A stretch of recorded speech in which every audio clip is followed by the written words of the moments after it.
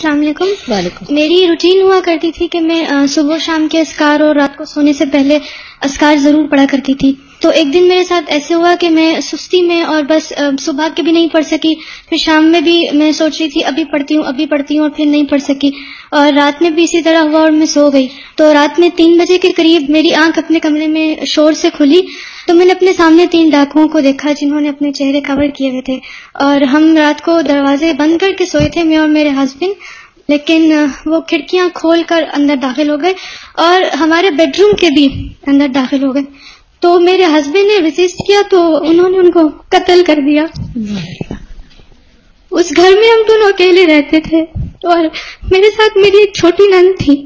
تو جو سب سے پہلی بات میرے ذہن میں آئی وہ یہ کہ میں نے حفاظت کی دعائیں نہیں پڑھی، میں نے اذکار نہیں پڑھے، اور اس وقت جس طرح ہم سو کر اٹھے تھے بغیر دوپٹے کے وہ بیڈ روم کے اندر اور گھر کے دروازے کھلے اور ہم لڑکیاں اکیلی اور 3 نقاب پوش ڈاکو، اتنا خوفناک منظر تھا. اور اس وقت مطلب میرے شوہر خون میں لت پت میرے سامنے آخری سانسیں لے رہے.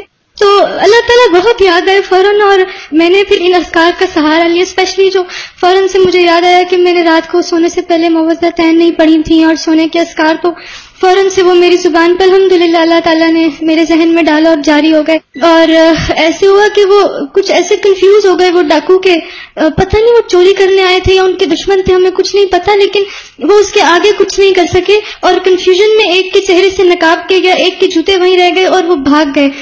اور میں گھر میں اکیلی تھی، لیکن الحمدللہ اللہ تعالیٰ نے چونکہ میں نے یہ اذکار پڑھنا شروع کیے، میں نے اپنے اندر ایک ایسی غیر معمولی طاقت محسوس کی. اور بہت ساری مشکلات تھی، جیسے میں نے فون اٹھایا تو میرے پاس کریڈٹ نہیں تھا، PTCL خراب تھا، کوئی نہیں تھا اس وقت میں، لیکن اس مشکل سچویشن میں فوراً سے مینج کرنا، گھر والوں سے رابطہ کرنا، پھر اپنے ہسبینڈ کی میں نے ان کی روح نکلتے ہوئے اپنے سامنے دیکھی. اور یہ اذکار کا ساتھ تھا کہ میں اس وقت میں اسٹیبل رہی. پھر ان کو ہاسپٹل لے کر گئی تو بھاگتے ہوئے جو چیز سب سے پہلے مطلب مجھے سامنے نظر آئی وہ قرآن تھا، اور میں نے اپنے ہاتھ میں پکڑا اور اپنے ہسبینڈ کو لے کے ہاسپٹل گئی. تو ڈاکٹرز نے ان کی ڈیتھ کو کنفرم کر دیا.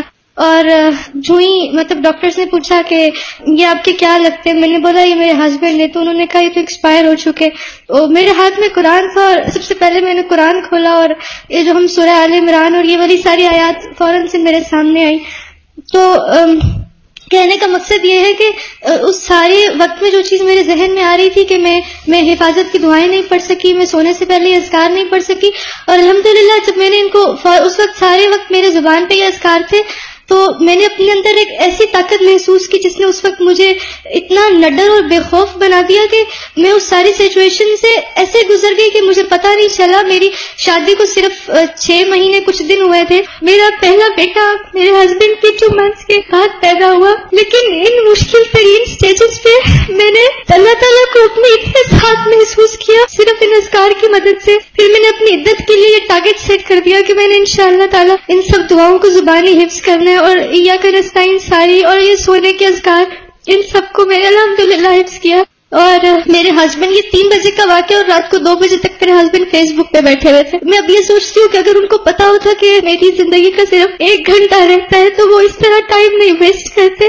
بس اپنی موت کے لیے ہر وقت تیاری ہو، اسپیشلی سونے سے پہلے ہمیں موت کی بہت زیادہ تیاری رکھنی چاہیے. اور اب الحمدللہ میں نے ان اذکار کو اپنا اوڑھنا بچھونا بنا دیا، اور جب میں ان کو پڑھتی ہوں تو میں بہت زیادہ سیکیور فیل کرتی ہوں، اور اگر کبھی یہ مجھ سے مس ہو جائیں تو میں کانفیڈنٹ نہیں ہوتی ہوں، میں بہت انسیکیور فیل کرتی ہوں. اور یہ آپ نے بہت درست بات کہی کہ رات کو سوتے وقت ہمیں نہیں پتا ہوتا کہ ہمارے آس پاس کیا ہو رہا ہے، ہم بے خبر ہوتے ہیں. ان چیزوں کو معمولی نہ سمجھیں، یہ اللہ کا کلام ہے.